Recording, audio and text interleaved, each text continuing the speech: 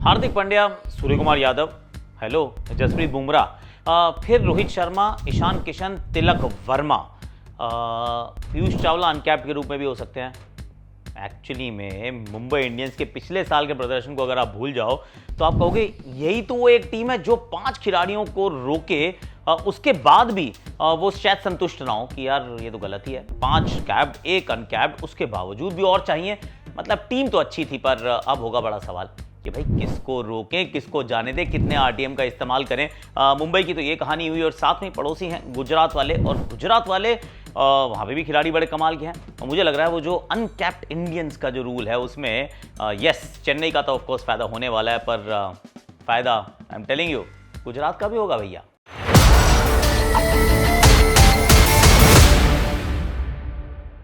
Hashtag Akashvani में आप सभी का हाथ जोड़ के और चरण स्पर्श करके स्वागत है। कैसे हो आप लोग?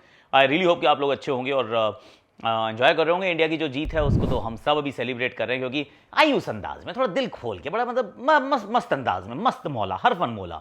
क्या खेला, बहुत बढ़िया खेला था भारत। पर कल हमने एक वीडियो बनाया था भाई दबे कि चेन्नई क्या करेगी, भाई चेन्नई किसको रोकना चाहेगी, किसको लखनऊ रोकना चाहेगा, उसकी थोड़ी सी हमने चर्चा की थी। अब मैं ज़रा मुंबई की बात करने वाला हूँ एक बार फिर, क्योंकि ये उस तरीके का वीडियो है, रिमाइंड करना जरूरी है कि पहला रिटेंशन 18 करोड़, दूसरा 14, तीसरा 11, चौथा फिर 18, फिर 14, यानी कि अगर 5 कैप्ड को आपने रोक लिया तो 75 करोड़ गए। अब छठा आपका जो आरटीएम करो या कुछ भी करो वो अनकैप्ड होना चाहिए। अगर आप 5 कैप्ड रोक चुके हैं तो फिर उसमें भी 4 करोड़ चले जाते हैं। तो वो पीयूष चावला भी हो सकते हैं, वो आकाश मडवाल भी हो सकते हैं, वो निहाल वडेरा भी हो सकते हैं। आई मीन क्यों नहीं हो सकते, इनके पास तो बहुत विकल्प मौजूद हैं।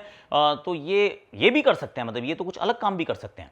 पर क्या ये 5 कैप्ड खिलाड़ियों को रोकना चाहेंगे? That is a big one. क्यों? क्योंकि सबसे पहला रिटेंशन कौन होना चाहिए? जसप्रीत बुमराह। मैं तो कन्विंस्ड हूँ कि भाई इस लीग का सबसे वैल्यूबल खिलाड़ी जो है वो जसप्रीत बुमराह है, तो बूम बूम हो गए। अगर आपने बुमराह को रोक लिया तो हार्दिक को भी तो उतने पैसों में रोकना चाहोगे, वो आपके कप्तान है, तो उनके भी 18 करोड़ लगा लो। सूर्य कुमार यादव भारतीय कप्तान है और 360 डिग्री प्लेयर है, उनको तो 100% आप रोकना चाहते हो। ये लो जी, हो गए आपके 3, तो 1 2 3 तो हो गए। अब आप कहोगे कि कौन 1, कौन 2, कौन 3। सी इसमें ना मुझे पर्सनली लगता है कि क्योंकि आपके पर्स में से पैसे जाते हैं तो वो उतने चले जाते हैं, पर you can always have a bigger deal. आप मतलब कहने के लिए जैसे रविंद्र जाडेजा और ऋतुराज गायकवाड़ हो गए, तो आप दोनों को 18-18, 20-20 करोड़ भी दे सकते हो। हालांकि दोनों की स्लैब बेशक अलग अलग हो, जो आपके पर्स से पैसे कटते हैं। सिमिलरली यहाँ पे आप हार्दिक पांड्या, जसप्रीत बुमराह और सूर्य कुमार यादव को तीनों को भी 18-18 करोड़ दे सकते हो, मतलब दे सकते हो, लॉजिकली इसमें कुछ मना नहीं है, पर आपके पर्स में से जो है 18, 14 और 11 ही कटेंगे। तो ये 3 तो मुझे लगता है बड़ी स्ट्रेट फॉरवर्ड चॉइसेस हैं। इसमें कोई डाउट नहीं होने वाला कि बुमराह, सूर्य और हार्दिक आपके 1 2 3, किसी भी तरीके से कह लो, ये 1 2 3 आपके चॉइसेस हैं। अब चौथी चॉइस के ऊपर होगी मतलब सीरियस डिस्कशन, डेलिबरेशन कि करना क्या चाहिए। क्योंकि आप क्या रोहित शर्मा को रोकना चाहते हैं? That's point 1। क्या रोहित शर्मा यहाँ रुकना चाहते हैं? That's point 2। क्योंकि अगर रोहित शर्मा रुकना नहीं चाह रहे तो वो तो चले ही जाएंगे, लेकिन क्या आप भी नहीं रोकना चाहते तो फिर भी चले जाएंगे। और अगर आप उनको रिटेन करते हो तो 18 करोड़ रुपए जाएंगे भाई साहब। तो 18 करोड़ रुपए में क्या आप रोहित को रोकना चाहेंगे? आई मीन रोकना चाहेंगे तो फिर रोक लीजिए। फिर तिलक वर्मा, ईशान किशन, अगर 2 और ऐसे खिलाड़ी हैं जिनको शायद आप रोकना चाहो, दोनों कैप्ड इंडियंस हैं, और ये भी वो मतलब 14 करोड़, 18 करोड़, क्या इनको रोकना चाहोगे? मुझे लगता है कि 3 तो कन्फर्म। उसके बाद शायद अनकैप्ड का ये जो फायदा है उसका इस्तेमाल करें कि निहाल वडेरा को रोक लेते हैं यार। 4 करोड़ में निहाल वडेरा इज एक्चुअली गुड चॉइस, अच्छा भी खेले थे पिछले 2 साल से। क्या हम पीयूष चावला के बारे में सोच सकते हैं 4 करोड़ में? क्योंकि 4 करोड़ है, ये ऐसा नहीं है कि बहुत ज़्यादा। तो आप 2 अनकैप्ड इंडियंस को रोक सकते हैं, जिसे पीयूष भी क्वालिफाई करते हैं और निहाल तो वैसे भी हैं। तिलक वर्मा, ईशान किशन, मैं सोचूं अगर तिलक वर्मा अगर छोड़ दिया आपने तो क्या वो 18 करोड़ के रहेंगे? नहीं। ईशान किशन को छोड़ दिया तो क्या वो 18 करोड़ के रहेंगे? नहीं। तो अगर ये दोनों नहीं रहने वाले हैं, और रोहित शर्मा को अगर आप देखिए, रोहित शर्मा के लिए पैसा वैल्यूबल नहीं है कि भाई रोहित शर्मा को रोकना है या नहीं रोकना है, ये बड़ा सवाल है। कितने पैसे के होंगे? He is like Kohli, he is like Dhoni. तो उसको पैसा वो खरीद नहीं सकते आप रोहित शर्मा की वो जो बात है उनके अंदर। तो वो एक जजमेंट कॉल होगा जो रोहित का भी हो सकता है। मतलब हम कह रहे हैं कि मुंबई रोकना चाहेगा, पता चले कहे रोहित मुझे नहीं रहना यार, मैं चला, हो सकता है वो भी हो जाए।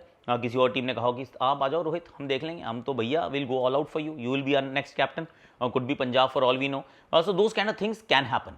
पर मुझे लगता है कि 3 से ज़्यादा तो शायद ये टीम भी ना रोके। There is a slight possibility, क्योंकि ईशान हो या तिलक हो, वो दो बड़े नाम हैं जिसमें 18, 14, 11 it is a bit of an expensive thing. या फिर ये भी कर सकते हैं कि आप 18 में बुमराह, 18 में हार्दिक, 14 में सूर्या, 11 में एक आपने ईशान किशन, तिलक वर्मा को बीच में सेट कर लिया, ये भी हो सकता है। 4 भी ये कर सकते हैं।